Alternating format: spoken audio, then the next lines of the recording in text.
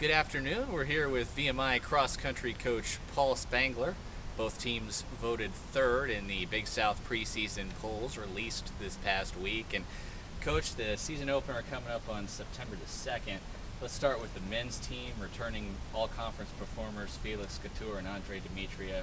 What are your thoughts on that squad?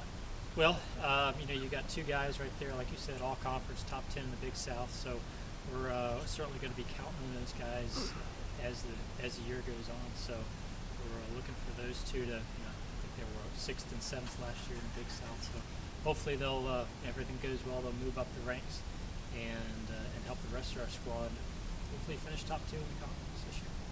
All right. Certainly the cupboard not bare behind those two guys. Noah Hagos and Cabell Willis certainly came into their own last season. Yeah, Noah had a great track season, ran the 5th fastest time in school history in the 10,000.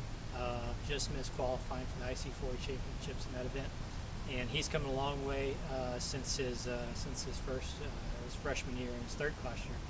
And Cabell Willis, as a freshman, had a great season. Qualified for the USA Junior Championships out in Eugene, Oregon, in 2 events, the 5,000 and the 1,500. So he'll be a third-classman. Certainly expect a lot from him.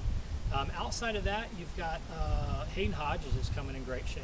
Had a really fantastic summer as far as putting in some mileage. He's somebody who certainly we may count on. We got a solid group of freshmen. Arnell Paltry, Stephen Trayer, Jordanis Lozier, along with 2 third-classmen that have come in decent shape, Andy Ellington and Will Thompson. So we've got a good supporting cast behind both Felix and Andre, and so we'll see how the season develops. All right. You mentioned certainly a goal to finish top 2 in the Big South. Kind of an interesting-looking conference this year with some graduation. Sure. What are your thoughts on the conference? Well, High Point's the team to beat. They've got the bulk of their squad coming back, and Mike Esposito down there does a great job with them. Liberty graduated a lot of guys, but I know Brent Talsma, and he's a good coach, and he's saying they're going to be down, but they'll be there. They'll certainly be in the mix along with us. And as far as our team goes, we got a lot of work to do right now. We've got a very, very talented top 5, but we've got a lot of question marks. Cabell Willis came off a very, very good track season. I think he is very early in his basics, so we probably won't have Ian McGinn is not coming in the season in shape, so he's got some work to do. And unfortunately, right now, Andre Demetria has got some passport and visa issues, so if they don't get cleared up here in the next 4 or 5 days, that'll be tough for us to overcome. So a lot of question marks on the men's side. Very talented group. So we've got the ability to do very, very, very well at the conference championships, and certainly a goal of top 2 is doable if we come together and run to our potential. All right. Before we go on, we apologize for any issues. A little bit of a breeze just came up here in Lexington, but Coach, moving on to the women's team, even more young than it's been in the past couple of years.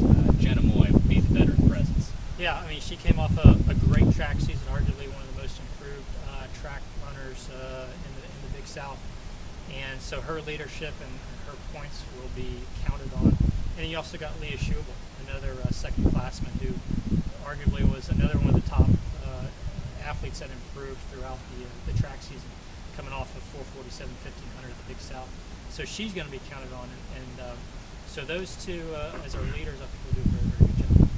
I know you and I have talked off camera about some of the freshmen, but after the time trial the other night, you've got to be particularly happy with Michelle Church and Ellen Denton. Yeah, we've run this 4K time trial for the women the last 9 years, and it just kind of gives us a gauge of where we're at as a team going into the season. And up until this year, we've only had one girl break 15 minutes, and on Friday night we had 4 girls break 15 minutes, so that was very, very encouraging. And you had mentioned 2 of them with Emily Denning and Michelle Church, 2 of the girls that broke 15. With cross country, though, to make a team score, you need 5. So our 4 right now is pretty doggone good. Our 5th runner is a little bit farther back than I'd like right now. But there's 2 things you got to remember is, conference is 2 months away. And a lot of things can happen between now and then. And we've got some girls that are behind right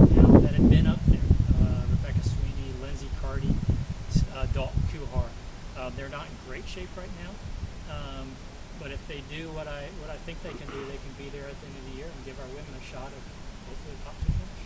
All right. Certainly the goal with the women's team to continue to build on the progress we've seen the last few years. With a team this young, what kind of things can you do to do that? Well, the men's side, these guys are running 5K in high school. So when they come to college, now they got to go up to 8K. So there is a bit of a transition. It can take them a year and a half to really develop into being a good 8K runner. With the women, they're already running 5K in high school.